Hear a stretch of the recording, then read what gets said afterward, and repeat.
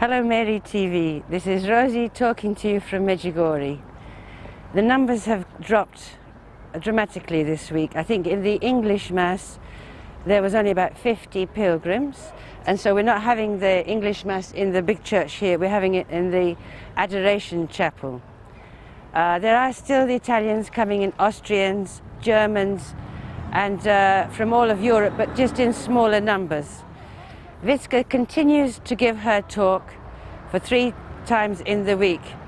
Also, Father Svetozar and Father Danko, they are also giving their talk as well.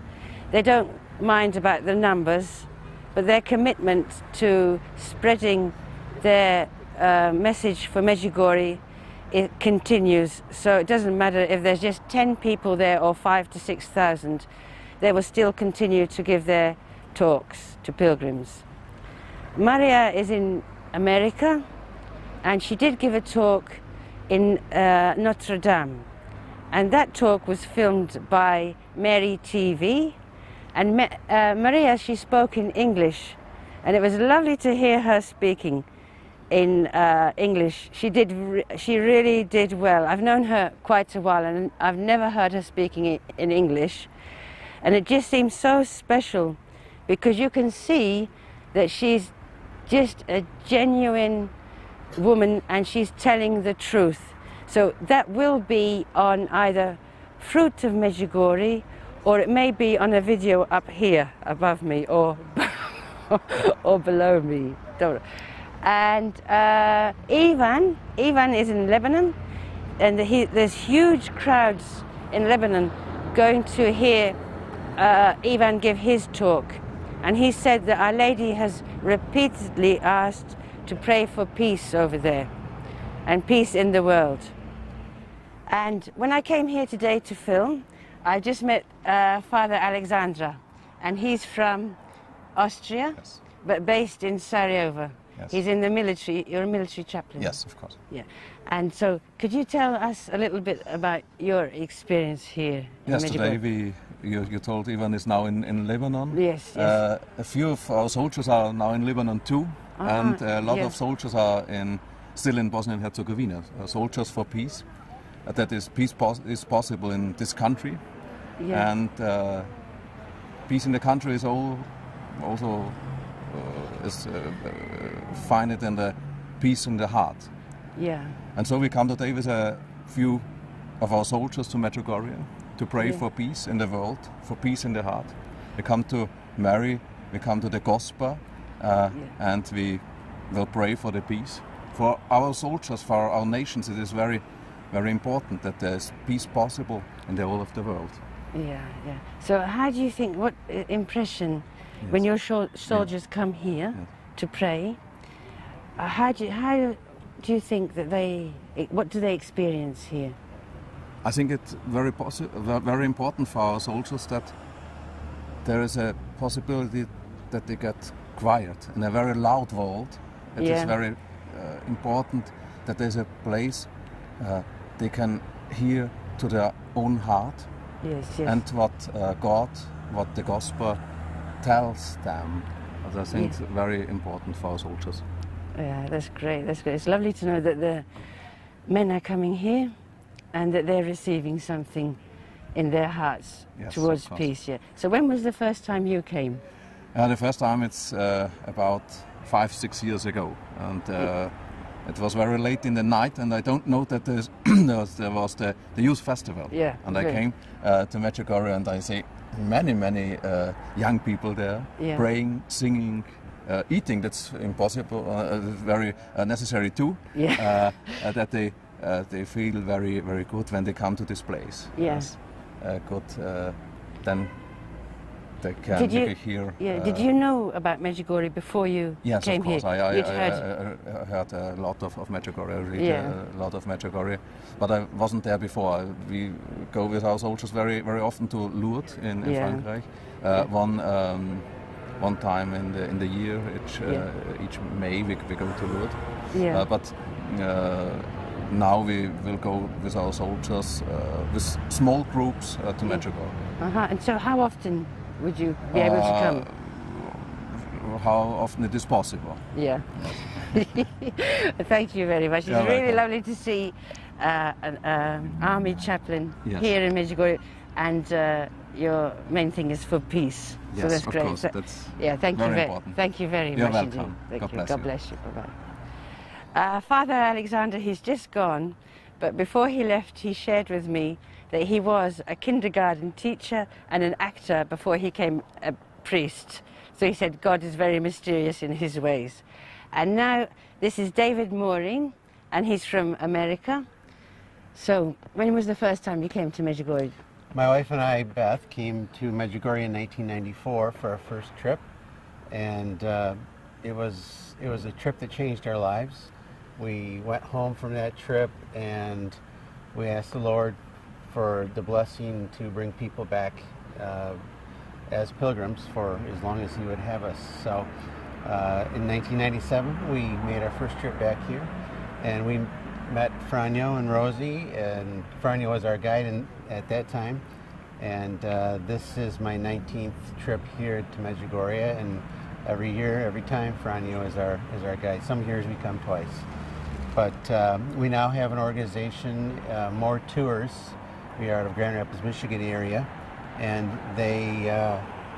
we do pilgrimages not only to Medjugorje, but Lourdes, Fatima, Assisi, Rome, others as well. Basically anywhere that our clients want to bring us. The division of our company that is the religious pilgrimage division is Queen of the Holy Rosary Pilgrimages, and again we are expanding the business, and it's been a blessing for us, and we love it. Our sons are involved with the business as well, and one of our daughters has traveled with us here one time, but our sons have been here several times. So when we came in the early days in the 90s, a lot of our trips involved relief efforts, which we still do today, but it's a little different because with the travel and the restrictions on baggage and poundage, we used to come here with 20 or 25 duffel bags with provisions for the nearby orphanages, the refugee camps, pretty much anywhere that they needed help with, again, clothing. We'd bring things for the school children, and so it was a real ministry as far as relief work.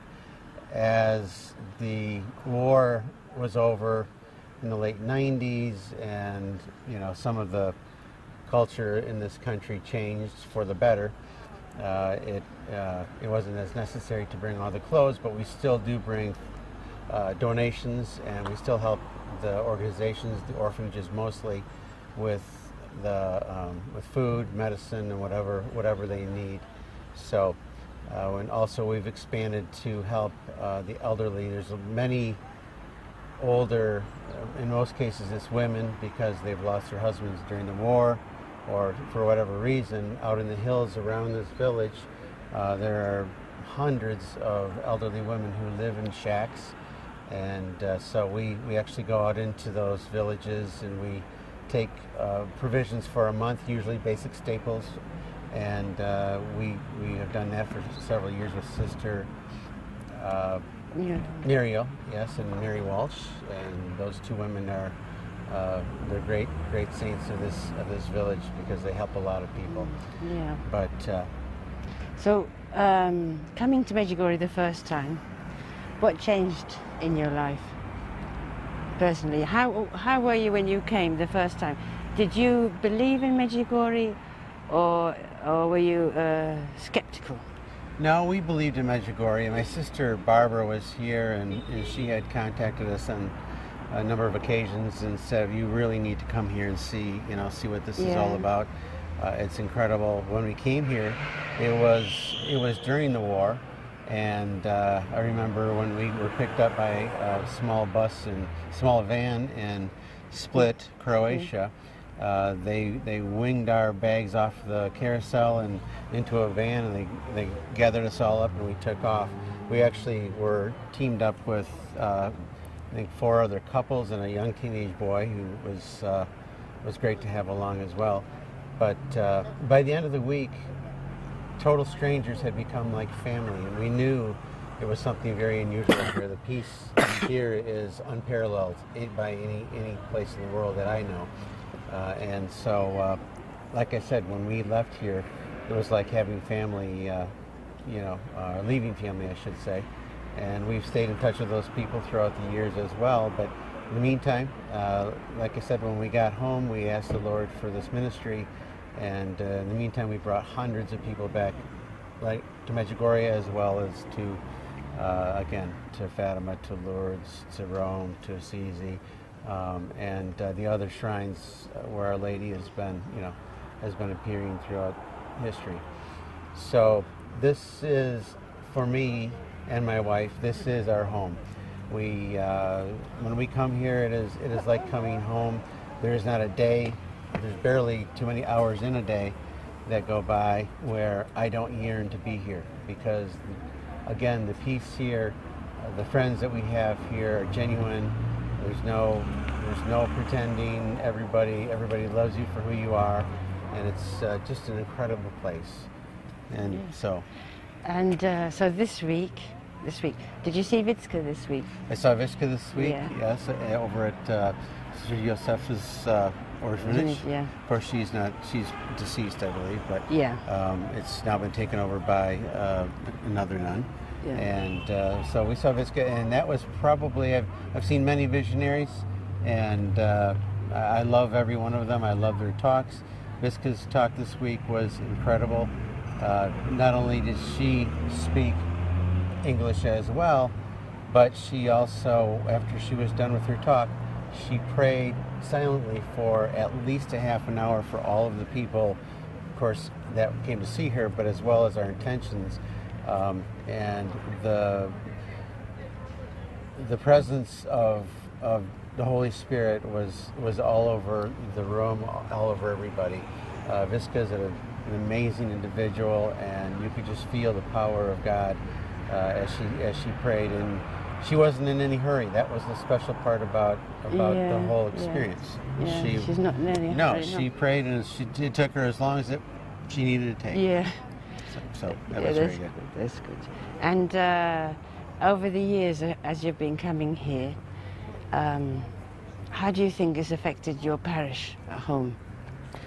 Oh, well, it actually, it's funny, I have many Catholic friends back home who, of course, are very curious about Medjugorje, but probably one of the highest compliments that I ever got is one of my Protestant friends said to me one time, he said, "All I want is I want what you have when you come back from that place you go to over in Bosnia." Because he said the peace that you have in your eyes and your whole demeanor is so incredible. I can just feel it, and again, he's a Protestant friend and doesn't have the devotion to Our Lady like we do. But a number of members of my parish have been touched by it. Many people have helped us with the donations and helping people over here. And of course, my goal is to get as many people over here as possible. So we're working on building the ministry as much as possible. So, and at the end of our talk, I will give the audience, I'll give them an address. If they'd like any information, they can contact me, and I'm happy to do that. Yeah, you give them your contact details. If you'd like to correspond with us, the address is More-Tours, MOR-Tours. It's Post Office Box 26, Hudsonville, Michigan. It's HUDSONVILLEMI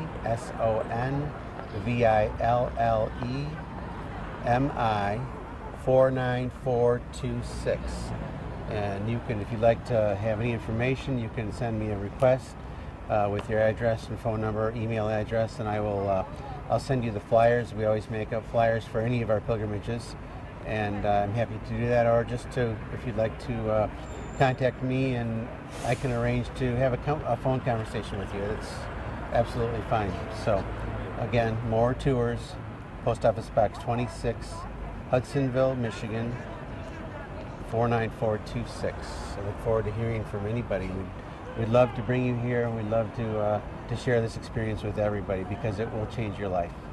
Okay, thank you very much. You're welcome. Thank you. God bless. So that's about it from me for this week. Take care, Keep praying and God bless you. Bye-bye.